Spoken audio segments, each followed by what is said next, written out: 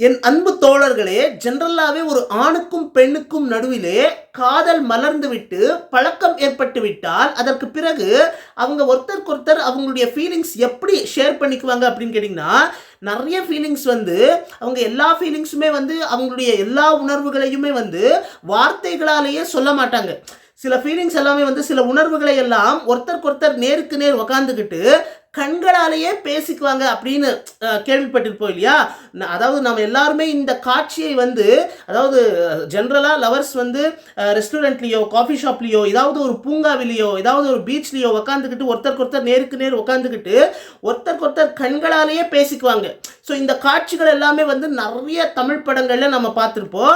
So இந்த ஒரு அதாவது காதலர்களுக்கு நடுவிலே நடக்கக்கூடிய இந்த ஒரு அழகான விஷயத்தை வந்து நம்முடைய திருவள்ளுவர் அவர்கள் வந்து 2000 ஆண்டுகளுக்கு முன்னாடியே எவ்வளவு அழகா 2 வரியில எவ்வளவு அழகா சொல்றாங்க பாருங்க. என்ன சொல்றாங்கன்னா ரொம்ப அழகா சொல்லியிருக்காங்க. குறள் 1100 அதிகாரம் குறிப்பறிதல்.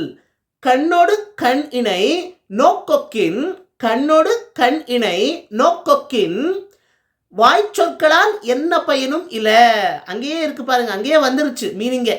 அதாவது கண்களோடு கண்கள் வைத்து அதாவது கண்களாலேயே காதலர்கள் வந்து பேசிக்கிறாங்க அப்படின்னா அவங்களுக்கு நடுவிலே வார்த்தைகளுக்கு சொற்களுக்கு தேவையே இல்லை, சொற்கள் வந்து தேவையே இல்லை அப்படின்னு சொல்றாங்க இந்த குறள் மூலமா. காதலர்கள் வந்து ஒருத்தருக்கு கண்களாலேயே பேசிக்கிறாங்க அப்படின்னா அவங்களுக்கு நடுவிலே வார்த்தைகளுக்கோ அல்லது சொற்களுக்கு வந்து இடமே கிடையாது, அது தேவையே இல்லை அப்படின்னு சொல்கிறாங்க. ஏன்னா அவ்வளவு அவங்களுடைய உணர்வுகளை எல்லாம் காதலர்கள் வந்து கண்களாலேயே அவங்க வந்து ஷேர் பண்ணிக்குவாங்க ஒருத்தருக்கு. அதை சொல்கிறதுக்கு இந்த மாதிரி அழகாக அவங்க வந்து திருவள்ளுவர் அவர்கள் வந்து இந்த குறள் மூலமாக சொல்லியிருக்காங்க 2000 ஆண்டுகளுக்கு முன்னாடியே. இன்னொரு வாட்டி சொல்கிற கேளுங்க தோழர்களே. கண்ணோடு கண் இணை நோக்கொக்கின் கண்ணோடு கண் இணை நோக்கொக்கின் வாய்ச்சொற்களால் என்ன பயனும் இல்லை. எவ்வளவு அழகா இருக்கு இல்லையா தோழர்களே இந்த குறள் வந்து. அதாவது காதலை பற்றியும் காதலர்களுக்கு நடுவிலே நடக்கக்கூடிய சில அழகான விஷயங்களை பற்றியெல்லாம் நம்முடைய திருவள்ளுவர் அவர்கள் வந்து காமத்துப்பாலில் நிறைய குறள்கள் மூலமாக அவங்க வந்து நமக்கு சொல்லியிருக்காங்க. ஸோ அதனால் நேரம் கிடைக்கிறப்ப எல்லாம் காமத்துப்பால் மட்டும் கிடையாது, திருக்குறள் அதாவது திருக்குறள் வந்து 3 பிரிவுகளாக பிரிச்சிருக்காங்க. அறத்துப்பால், பொருட்பால், காமத்துப்பால்.